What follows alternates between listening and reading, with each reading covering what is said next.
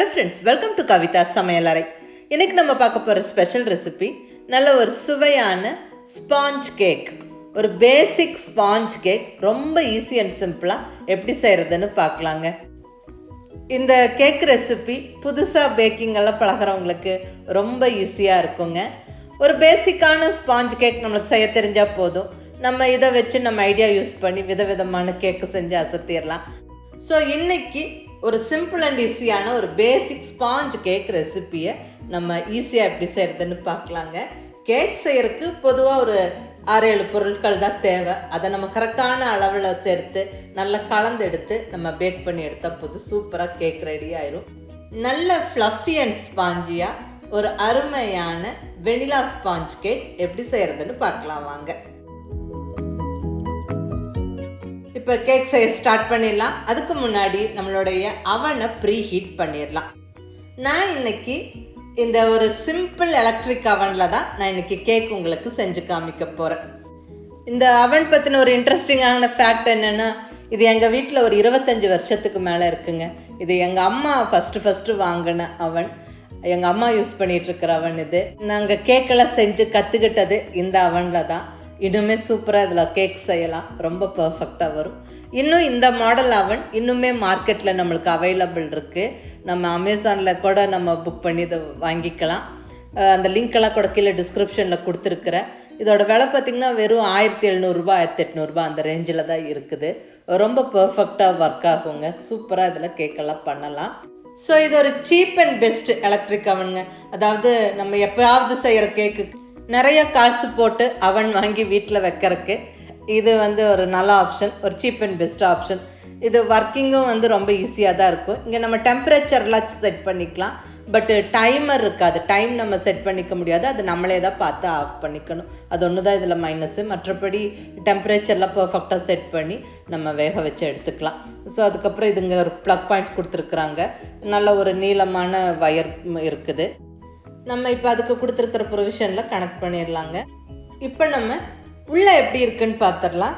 உள்ளே ஒரு சிம்பிளான மெத்தடு தான். உள்ளே ஒரு ஸ்டாண்ட் இருக்கும். இது நம்ம வெளியே தனியாக எடுத்துக்கலாம்.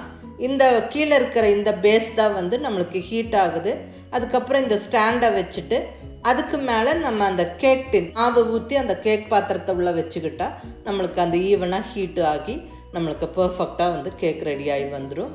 நம்ம இந்த முடியை போட்டு வச்சுட்டு இந்த கண்ணாடி வழியாக நம்மளுக்கு கேக் எந்த அளவுக்கு பேக் ஆகிருக்குன்னு பார்த்துட்டு நம்ம சுவிட்ச் ஆஃப் பண்ணிக்கலாம். நம்ம தான் டைமை பார்த்து ஆஃப் பண்ணிக்கணும். அது ஒன்று மட்டும்தான் இந்த அவனில் மைனஸ். மற்றபடி டெம்பரேச்சர்லாம் நம்மளே செட் பண்ணிக்கலாம். ஸோ அது ஒன்று ஈஸியான ப்ரொசீஜர் தான். இப்போ நான் இங்கே சுவிட்சை போட்டு விட்டுறேன். பாருங்கள், லைட் எரியுது. அதே மாதிரி அந்த டெம்பரேச்சரும் நான் இங்கே செட் பண்ணி வச்சுருக்கிறேன் 180 டிகிரியில். அதாவது அந்த டிகிரியெல்லாம் மென்ஷனாக இருக்குது பாருங்கள். இந்த ஏரோ மார்க்குக்கு நேராக நம்ம டிகிரியை நாபை திருப்பி வச்சுக்கிட்டோம்னா நம்மளுக்கு ஹீட் ஆகும். ஸோ இங்கே 180 டிகிரியில் நான் ஹீட் பண்ணுறேன். ஒரு 10-15 நிமிஷம் இருக்கட்டுங்க. நம்ம அந்த ஹீட் ஆகிட்டுருக்கிற அந்த டைம் கேப்பில் கேக் பேட்டரை ரெடி பண்ணிடலாம். இப்போ இங்கே ஒரு அகலமான பவுலில் நான் ஒரு 150 கிராம் அளவுக்கு பட்டர் சேர்த்துக்கிறேன். இந்த பட்டர் ரூம் டெம்பரேச்சரில் இருக்குது. அதாவது பட்டர் ஃப்ரிட்ஜில் இருந்தால் கொஞ்சம் முன்னாடியே எடுத்து வெளியே வச்சுருங்க.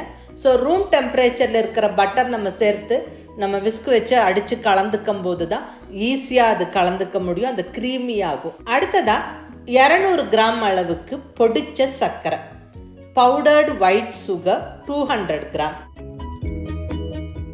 இப்போ மிக்ஸ் பண்ண ஸ்டார்ட் பண்ணிடலாங்க. நான் இங்கே ஒரு எலக்ட்ரிக் விஸ்க் வச்சு கலந்து விட்டுக்கிறேன். நீங்கள் ஹேண்ட் விஸ்க்கு சும்மா சாதாரண விஸ்க் வச்சும் நம்ம நல்லா கையிலே அடித்தும் கலந்துக்கலாம். ஃபஸ்ட்டு கலந்து விடுறதுக்கு கொஞ்சம் கெட்டியாக இருக்கிற மாதிரி இருக்கும். பட் அந்த வெண்ணெய் உருக ரொம்ப க்ரீமி ஆயிரும். ஒரு 2-3 நிமிஷத்துலேயே நல்ல க்ரீமியாக கலந்து வந்துடும். பாருங்கள், நல்ல க்ரீமி ஆகிட்டு வருது.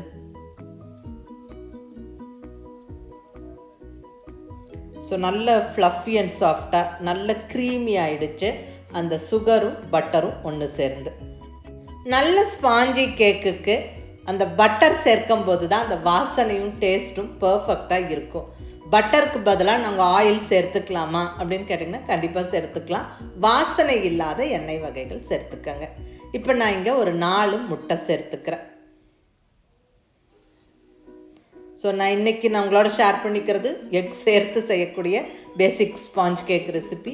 எக் சேர்க்காமல் செய்யக்கூடிய கேக் ரெசிபிஸ் எல்லாம் ஆல்ரெடி அப்லோட் பண்ணியிருக்கிறேன். அதே மாதிரி அவன் யூஸ் பண்ணாமல் செய்கிற கேக் ரெசிபிஸும் ஆல்ரெடி அப்லோட் பண்ணியிருக்கிறேன்.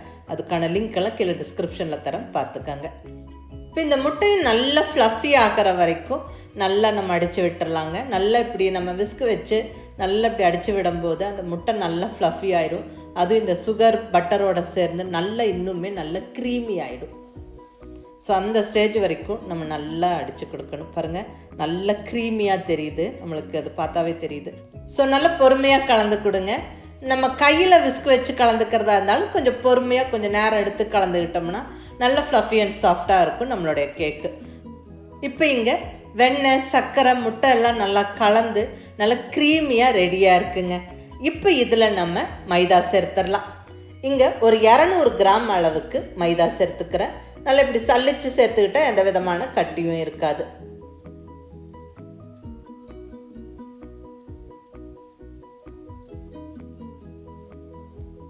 இப்போ இது கூடவே ஒரு டீஸ்பூன் அளவுக்கு பேக்கிங் பவுடர், கூடவே 1/2 டீஸ்பூன் பேக்கிங் சோடா சேர்த்து நல்லா சலிச்சு விட்டுறலாம்.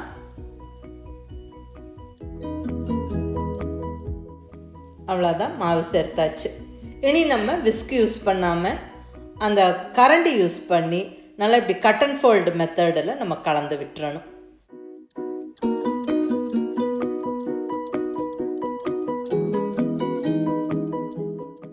பொறுமையாக கலந்து விடணும். நல்ல ஈவனாக மாவு இந்த பட்டர் மிக்ஸோட கலந்துக்கணும். பாருங்கள், நல்லா கலந்தாச்சு. இப்போ இதில் கொஞ்சமாக வெனிலா எசன்ஸ் சேர்த்துக்கலாம். இங்கே நான் ஒரு 1/2 டீஸ்பூன் வெனிலா எசன்ஸ் சேர்த்துக்கிறேன். அடுத்தது ஒரு 1/2 கப்பு பால் கொஞ்சம் கொஞ்சமாக விட்டு கலந்துடலாம்.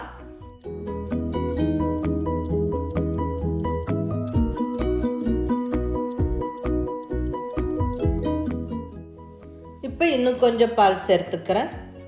ஏன் இப்படி பால் கொஞ்சம் கொஞ்சமாக விட்டு கலந்துக்கிறோம்னா நம்மளுக்கு ரொம்ப லூஸும் ஆயிடக்கூடாது மிக்ஸு, அதே மாதிரி ரொம்ப டைட்டாகவும் இருக்கக்கூடாது.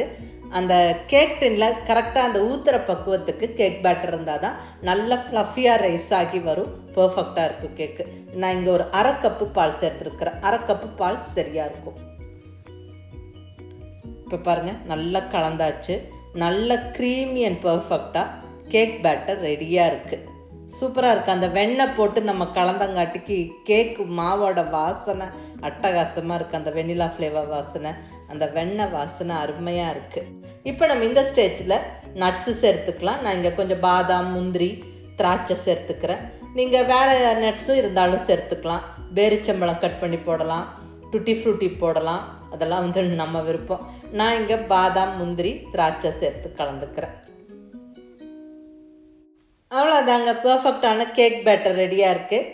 இப்போ இங்கே கேக் டின்னும் ரெடி பண்ணியாச்சு. நான் இந்த கேக்கு மாவுக்கு தகுந்த மாதிரி டின்னை ரெடி பண்ணிவிட்டேன். அளவான டின் எடுத்து அதில் ஒரு பட்டர் ஷீட் போட்டு நல்ல வெண்ணெய் தடவி வச்சாச்சு.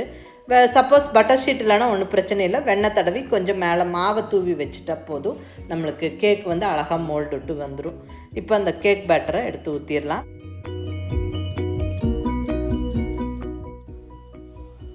இப்போ கேக் மாவு ஊற்றியாச்சுங்க. அதாவது அந்த கேக் வேக வைக்கிற பாத்திரத்தில் 3/4 மட்டுமே கேக் மாவு ஊற்றிக்கோங்க. அப்போ தான் நம்மளுக்கு பொங்கி வரும்போது சரியாக இருக்கும். இப்படி நல்லா தட்டி விட்டுட்டா ஈவனாக அது ஸ்ப்ரெட் ஆகிடும்.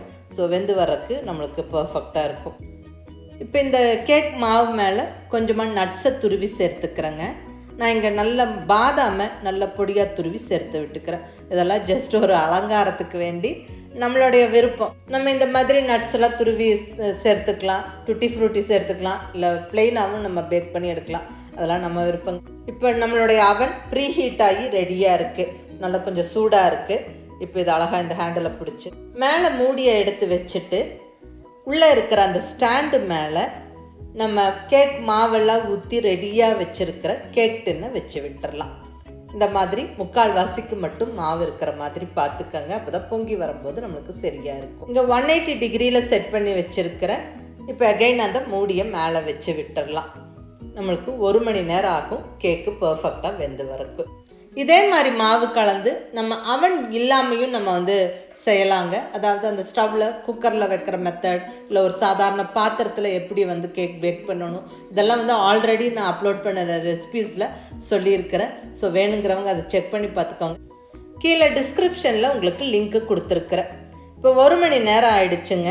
கேக் நல்லா பொங்கி நல்லா வெந்து வந்திருக்கு. அந்த ப்ரௌன் ஆனதெல்லாம் தெரியுது பாருங்கள். நம்ம இந்த கண்ணாடி வழியாக பார்த்துக்கலாம். இப்போ ஸ்விட்ச் ஆஃப் பண்ணிவிட்டு அந்த மூடியை நான் பொறுமையாக எடுத்து வச்சுட்டேன். பாருங்கள், கேக் நல்லா ஈவனாக ப்ரௌனாக இருக்குது, நல்லா பொங்கி நல்லா ரைஸாக இருக்குது. இப்படி ஒரு குச்சி வச்சு நம்ம குத்தி பார்க்கும்போது கையில் மாவு ஒட்டலை. அவ்வளோதாங்க, பர்ஃபெக்டான ஸ்பாஞ்ச் கேக் ஜம்முன்னு ரெடி ஆயிடுச்சு. இப்போ அவன் விட்டு இது வெளியே எடுத்து வச்சாச்சு. நல்லா ஆறுனதுக்கப்புறமா நம்ம இதை மோல்டு விட்டு எடுத்துக்கலாம். இந்த 1 மணி நேரம் ஆயிடுச்சு. நல்லா இந்த கேக் நல்லா ஆறிடுச்சு. இப்போ நம்ம இதை ஈஸியாக மோல்டு விட்டு எடுத்துக்கலாம். ஒரு தட்டு மேலே நல்லா கவிழ்த்து போட்டு விட்டுருங்க. மேலே இருக்கிற அந்த பட்டர் ஷீட்டை எடுத்து விட்டுறலாம்.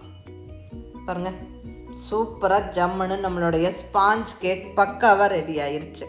பார்க்கவே ரொம்ப அழகாக இருக்குது. நல்ல ஃப்ளஃபியாக வந்திருக்கு, ஈவனாக ப்ரௌனாக இருக்குது, நல்ல சூப்பராக ரைஸ் ஆகி பர்ஃபெக்டாக உள்ள வரைக்கும் ஜம்முன்னு வெந்திருக்குங்க. இப்போ இதை கட் பண்ணி பார்த்துடலாம். அழகாக பீஸ் போட்டாச்சு. பாருங்கள், எல்லா சைடும் உள்ள வரைக்கும் நல்லா ஃப்ளஃபி அண்ட் சாஃப்டாக வெந்திருக்கு. அவ்வளோதாங்க, ரொம்ப சிம்பிள் அண்ட் ஈஸியாக ரொம்ப அழகான இந்த ஸ்பாஞ்ச் கேக்கை நம்ம ரெடி பண்ணியாச்சு. கேக் செய்யறதுக்கு நம்மளுக்கு ஒரு 7-8 பொருட்கள் தாங்க தேவை. அது கரெக்டான அளவில் எடுத்து கரெக்டான பக்குவத்தில் மிக்ஸ் பண்ணி நம்ம பேக் பண்ணி எடுத்தால் சூப்பராக ஃப்ளஃபி அண்ட் சாஃப்டாக கேக் நம்ம ஈஸியாக செஞ்சிடலாம். இதே மாதிரி மெத்தடில் நீங்கள் ட்ரை பண்ணி பாருங்கள், பர்ஃபெக்டாக வரும். புதுசாக சமைக்க பழகிறவங்களும் ஈஸியாக கேக் செஞ்சிடலாம். ஸோ மிஸ் பண்ணாமல் ட்ரை பண்ணி பாருங்கள். எப்படி வந்துச்சுன்னு உங்கள் ஃபீட்பேக் சொல்லுங்கள். பிடிச்சிருந்தால் லைக் பண்ணி ஷேர் பண்ணி கமெண்ட் பண்ணுங்கள். கவிதா சமையலறை சப்ஸ்கிரைப் பண்ணி என்னுடைய மற்ற ரெசிபீஸும் வீடியோஸும் பாருங்கள். தேங்க்யூ.